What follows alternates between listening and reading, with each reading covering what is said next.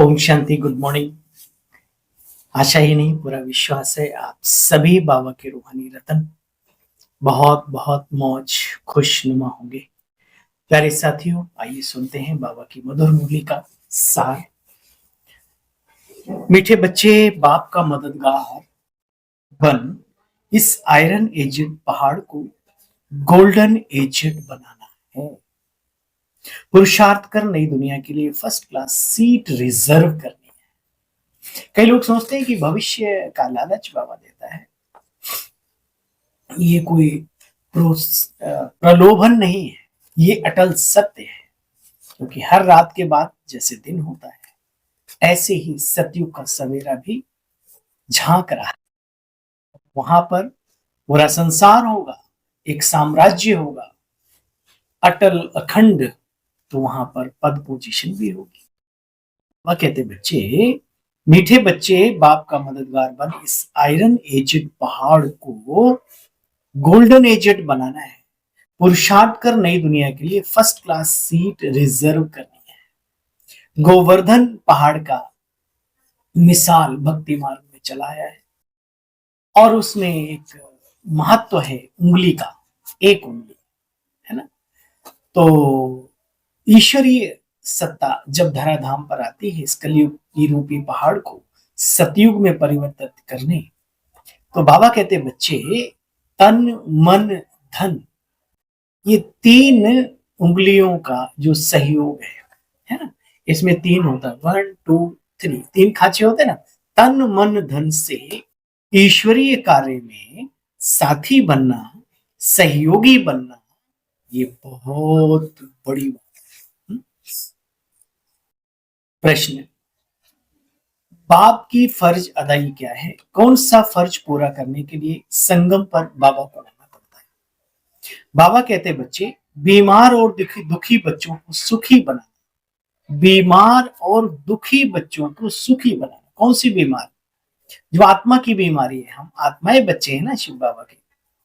तो बाबा कहते बच्चे, बीमार और दुखी बच्चों को सुखी बनाना। माया के फंदे से निकाल घनेरे सुख देना, यह बाप की फर्ज अदाई है जो संगम पर ही बाप पूरी करते हैं। बाबा कहते बच्चे, मैं आया हूं तुम सबका मर्ज मिटाने, सब पर कृपा करना। ईश्वरीय ज्ञान, ईश्वरीय पालना, पढ़ाई, यही कृपा है बाबा की। सब पर कृपा करने। अब पुरुषार्थ कर 21 जन्मों के लिए अपनी ऊंची तकदीर बना लो। गीत है, भोलेनाथ से निराला कोई और नहीं है ना। ओम शांति। भोलानाथ शिव भगवान वाच ब्रह्मा मुख कमल से बाबा कहते बच्चे, ये वैरायटी भिन्न भिन्न धर्मों का, मनुष्यों का झाड़ यानी कल्प वृक्ष है। बच्चे, मैं तुम्हें इस कल्प वृक्ष के आदि मध्य अंत का राज समझा रहा हूं। गीत में भी बच्चे महिमा है। भोलेनाथ से निराला, बाबा जैसा संसार में कोई भी नहीं। देखो बच्चे, बाप कहते हैं मैं एक बार आता हूं पूरे कल्प में, बाकी कच्छ मच्छ 24 या 52 अवतार की बात नहीं है। ऐसा नहीं कि परशुराम ने लेकर के कुल्हाड़ा क्षत्रियों को मारा। बच्चे, ये सब दंत कथाएं हैं। तो अब बाप समझाते बच्चे, मुझे याद करो। ये माताएं आयरन एजेड पहाड़ को गोल्डन एजेड, बहुत गहरी पॉइंट बाबा ने कही। मातृ शक्ति के आधार से कितने बड़े बड़े काम ईश्वरीय संस्थान के पूरे होते हैं। जिन सेंटर्स पर माताएं, समझदार माताएं होती है ना। समझदार माना अपने छोटे छोटी बातों में भी बड़ी कमाई कर लेते हैं। मैं दीदियों से कभी कभी मिलता हूँ, मैंने कहा दीदी 4 माताएं आपके पास आती, बोली ये माताएं हमारी बहुत है। कैसे? बोला ये सब्जी लेने जाती हैं, बार्गेनिंग करके उससे भाई ये इतने की नहीं, इतने की दे दो, इतने की नहीं, इतने की दे दो। हाँ, ऑटो से जहां जाना है वहां बस से चली जाती हैं।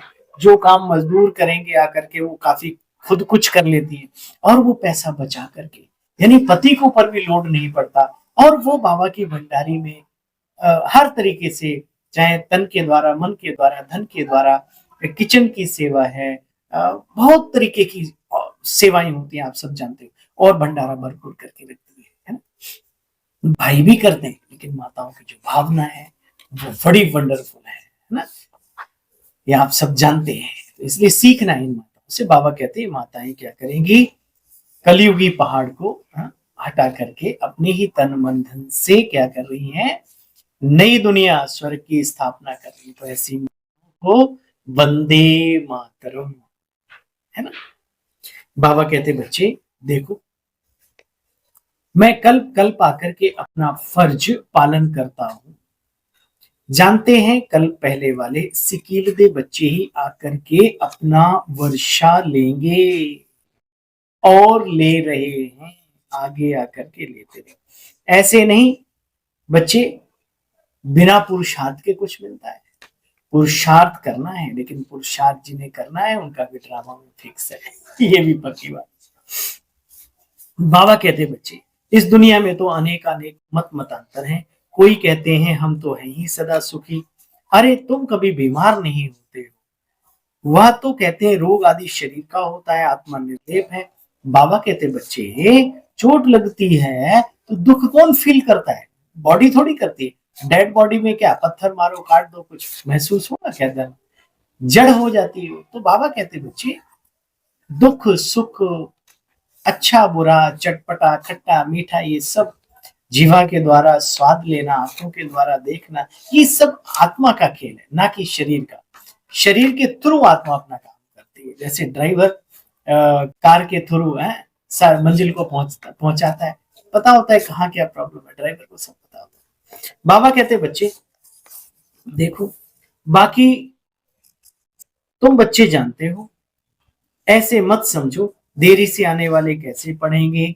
नहीं, अभी तो नए नए बच्चे तीखे जा रहे हैं, प्रैक्टिकल में है बच्चे, ये प्रैक्टिकल बातें हैं।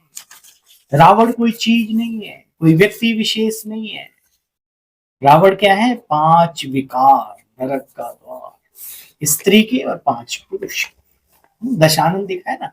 तो ये 10 इंद्रियां जो है, ज्ञानेन्द्रियां, कर्मेंद्रियां, सूक्ष्म स्थूल, तो इनको मिलाकर के बाबा कहते बच्चे, आज विकार मनुष्य आत्मा पर अपना प्रकोप, अपना वर्चस्व उन्होंने बनाया हुआ है, इसलिए इनसे छूटना है। बाबा कहते बच्चे, अच्छा सब बातों की सैकरीन एक ही बात है, बताओ कौन सी, कही होगी बाबा ने।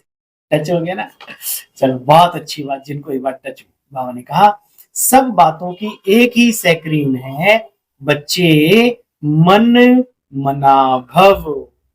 अच्छा भाई, भोग का दिन है, तो बाबा कहते हैं अच्छा आज भोग है, यह पियर घर और ससुर, वह है ससुर घर है, ये तो बाबा का घर, अपना घर, हम आत्माओं के माता पिता का घर। बच्चे संगम पर मुलाकात होती है, ये बहुत सारे अर्थ निकालते हैं उन बातों में ना चाहते हुए, बाबा की मुरली को आगे बढ़ाते हैं।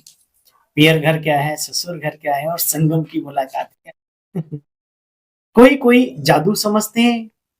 बाबा कहते बच्चे, इसमें कोई संशय बुद्धि नहीं होना चाहिए। ये भोग आदि लगाना ये भी एक रस्म रिवाज है। शिव बाबा का भंडारा है तो उनको याद करके भोग लगाना चाहिए ना। जो सबको खिलाने वाला है उसको पूछ तो लो कम से। योग में रहना तो अच्छा है ना, इस बहाने ही चलो योग में बैठ जाते हैं, कुछ खाते पीते है ना, बाबा को याद करते, तो ये भी एक निरंतरता आ जाती है। अच्छा, मीठे मीठे स्किल बच्चों प्रति माता पिता बाप दादा के याद प्यार और गुड मॉर्निंग।